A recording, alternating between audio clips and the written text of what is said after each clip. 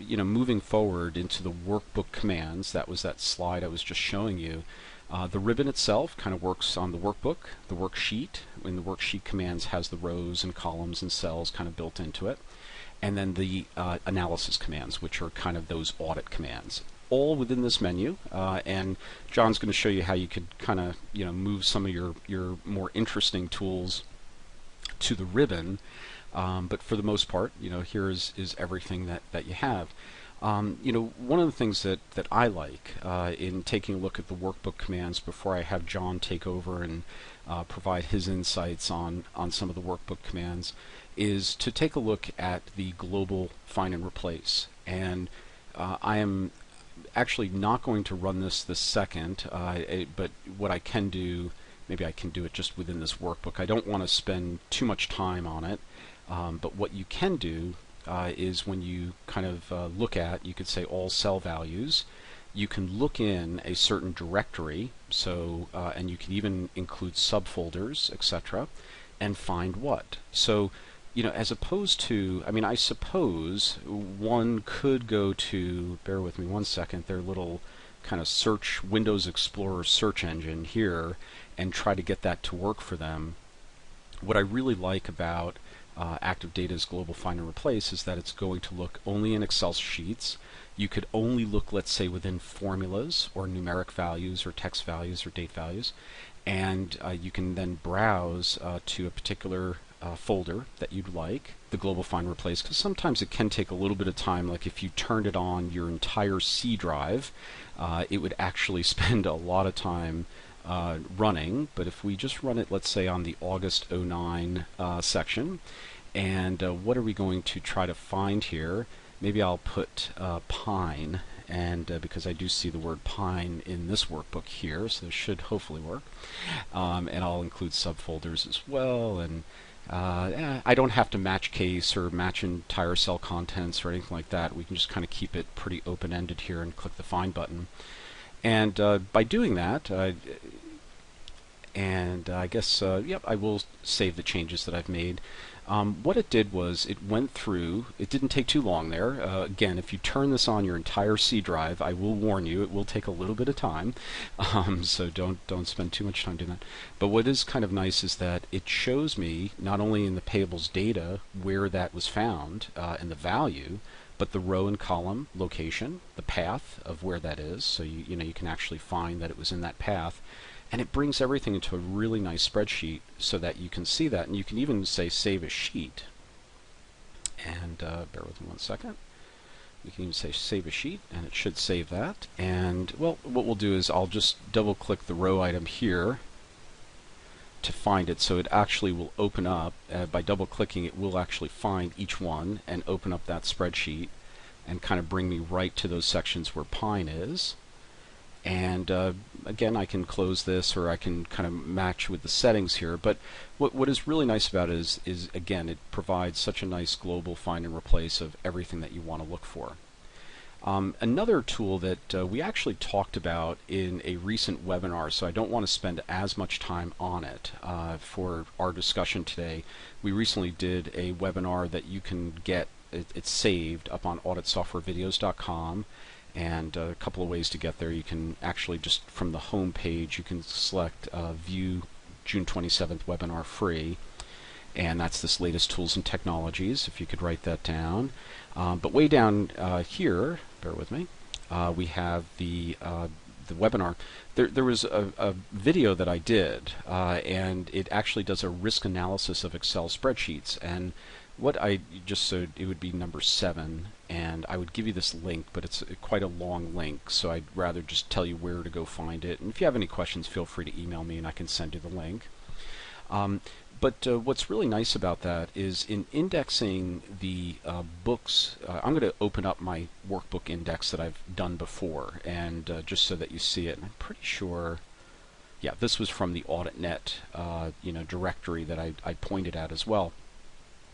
What the index, as opposed to the global find and replace where you're looking for, say, Pine Street or something, what the index will do is it will kind of give you an overview of everything that's in there. And again, I just warn you, if you point this at your entire C drive and say, find me every spreadsheet, this can take a little bit of time. So I don't want to, tell you to not, or tell you to do this and wonder why your computer taking a little bit of time.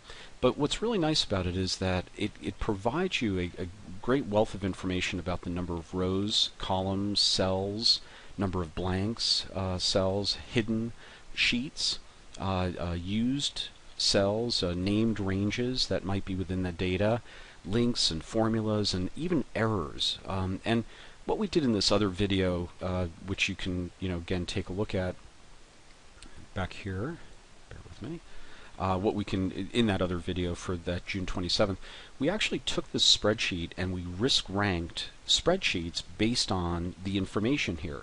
And I think I'm happy to say that I helped in kind of providing a lot of these points to John, in that I found that it was interesting to look for what makes a spreadsheet risky. Is it the number of if statements, the number of nested if statements, some, and this is a good one where you have a sum, let's imagine, I'll just kind of make one here, you have equals sum, and you have three cells, and then you add on to that. So it's an equal sum plus something else. So, if I put in $100 here so that I can make that item net out to what I want it to net out to, that's what sum plus is. Sum minus is obviously where you minus data. And it was just where people were playing around with formulas to make them work. So again, that's something. But what I really like about the indexing workbooks type item is that it will index all of your workbooks, and as long as you don't move your data, which I don't think I have, I can click on, say, the payments sheet of the revenue data, and if you notice this now, the revenue data spreadsheet opened up, brought me right to that, and now I'm on my payment sheet. So it is a great way to kind of index your entire set of workbooks. Now let me just kind of close that.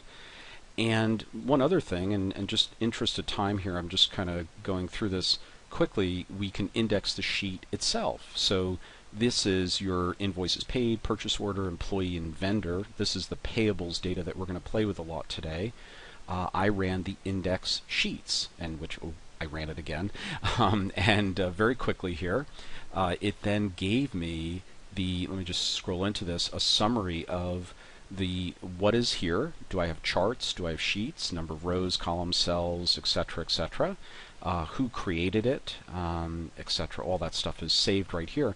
And what's really nice is that if I had a lot of spreadsheets here, and instead of having, say, just 4, if we had 20 of them or something, you can just kind of click on vendor and it brings you right there. And it's a nice little index, and a lot of people, especially work paper, legends that you'd like to create, can be very, very quickly created through this hyperlink type indexing of sheets.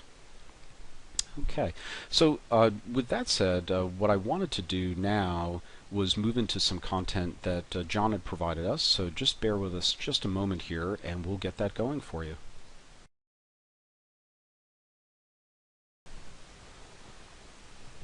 Inserting a row in Excel involves right-clicking on the row number and selecting Insert. If you want to insert a bunch of rows, you have to repeat this operation. I'll remove the 3 rows I just inserted and then show you how you can do that in one go using Active Data's Insert N Rows feature. Simply right-click the row number and then select the Insert N Rows option, which Active Data puts onto the Excel context menu. Specify the number of rows you'd like to insert and press the OK button. You can also do this with columns. Right-click the column letter and select Insert N Columns. Specify the number of columns you'd like to insert and then click OK.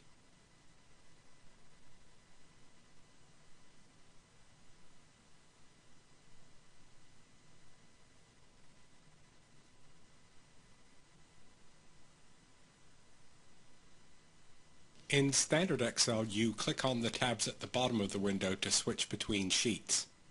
With workbooks containing a large number of sheets, this can require many clicks of the left or the right navigation buttons to scroll the desired sheet into view. Active Data adds a drop-down menu to Excel that contains a list of the currently open workbooks and the sheets contained within them. Clicking on one of the sheets in this menu selects it.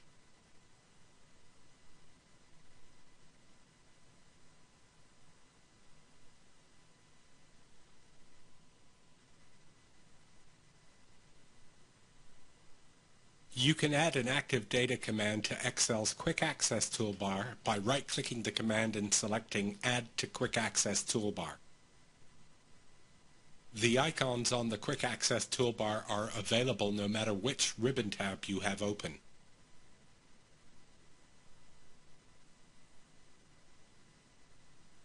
To remove an item from the Quick Access toolbar, right-click it and select Remove from Quick Access toolbar. You can also do this with standard Excel commands.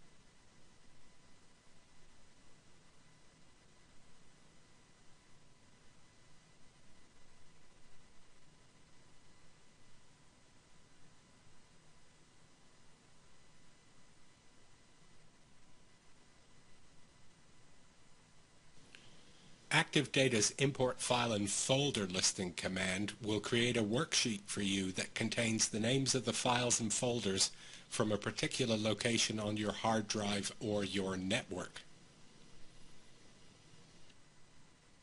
You can specify a wildcard in case you're looking for example, just Excel files, and you can tell it to scan all of the folders underneath the selected folder. Now you can sort the listing by file size, or we can sort it in descending order. We could also sort it by date created or date last modified.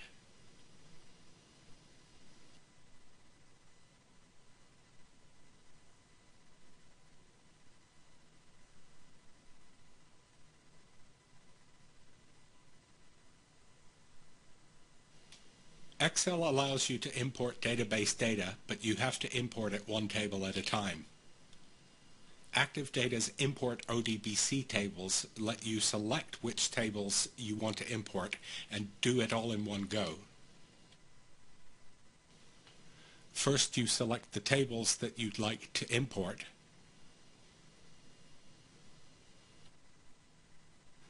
Then you can select which columns you'd like to import. You can also specify a where statement to filter the data.